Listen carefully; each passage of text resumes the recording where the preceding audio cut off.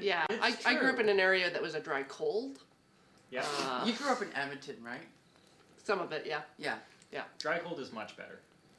No, Much better than a wet cold. Oh Yeah. my gosh. until you hit minus 50. I've heard. I remember Beach was saying that like, and because there's a reasonably good contingent of loading ready run folks that have been imported from Alberta. Yep.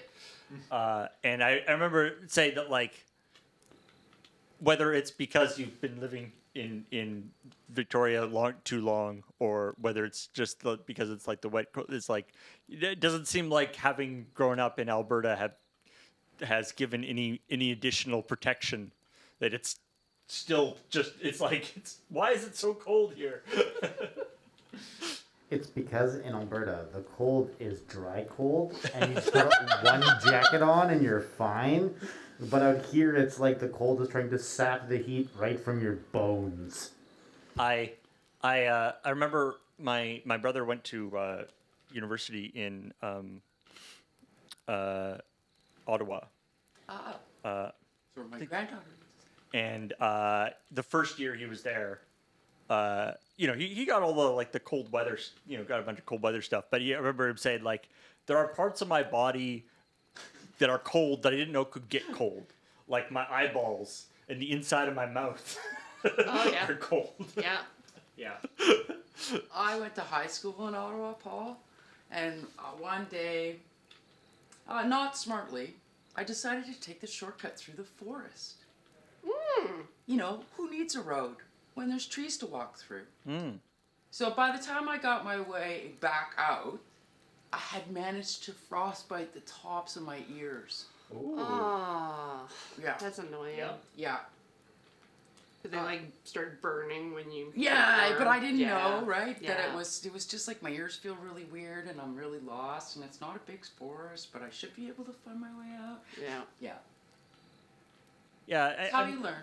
I'm definitely like when he gets to it doesn't happen very often in Victoria, luckily, but when it gets too cold, like when it gets cold enough that like your face, because like it's so difficult to sort of warm your face in an efficient way, because. Paul, I'm looking at you at the best way to warm and efficiently warm a face. I mean, it must be worse for people who don't have beards, because it's bad for me when even though I have but it's just like, because you can wear like a mask or whatever, but then your breath makes it. You actually have and fur out. on your face to keep your chin and mouth area and lips warm. I mean, That's it probably for collecting helps. the vapor from your own breath. Yeah. I mean, it was bad when we were like masking up and everywhere. That was not good. But No. for a few years I was wearing for a couple times I did things where I like shaved at Desert Bus and like shaved my beard into either shaved it completely off or shaved it into weird shapes or whatever. And let me tell you, middle of November is not a good time to shave a beard. Good to know. Good Yeah, to know. to be especially if you've got like a full beard. Because if you shave off, if you've had a beard for like a couple of years or whatever, and you shave it off, your face it's cool, like because you can feel like air currents, and you can like if your hand is like here, you can feel like the heat from your hand. That's what Ian was saying after we shaved him. Yeah, you can. And by we, I mean Ben did that. But it's like weirdly, but it's also just makes you very very cold. Mm-hmm. When I moved down to Oregon as a kid, the people there were like, "We live in the north, It gets real cold. Sometimes it snows."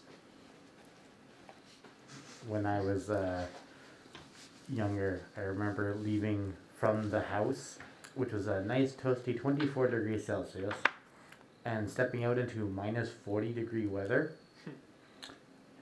And I took a big breath of air as I stepped out, and it literally knocked the air out of me.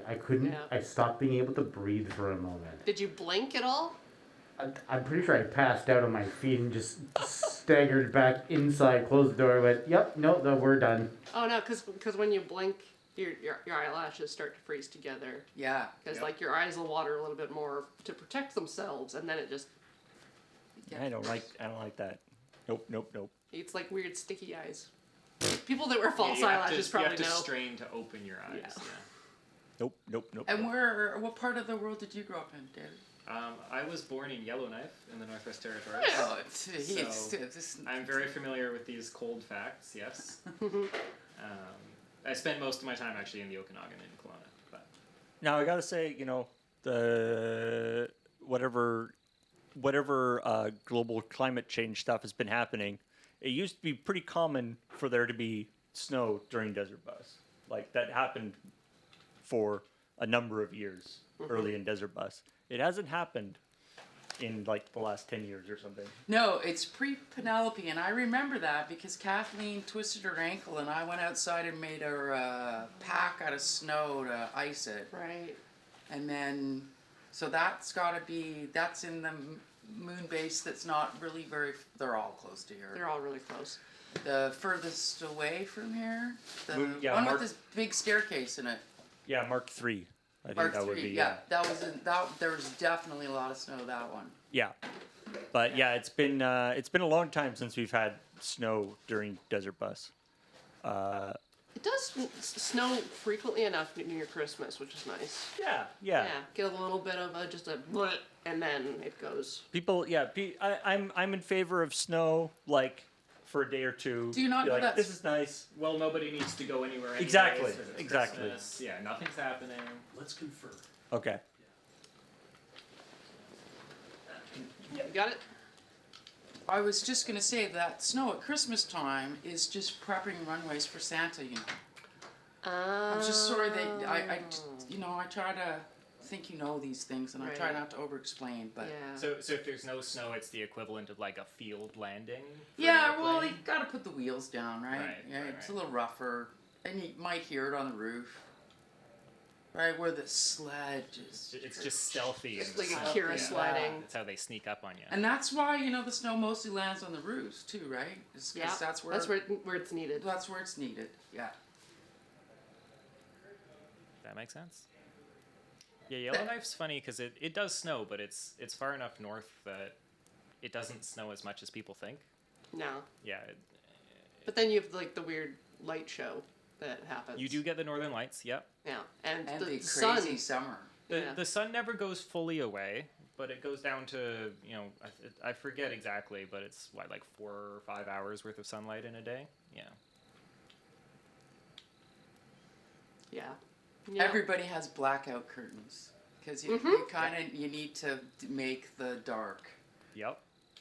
Because you get the opposite. You get very long days.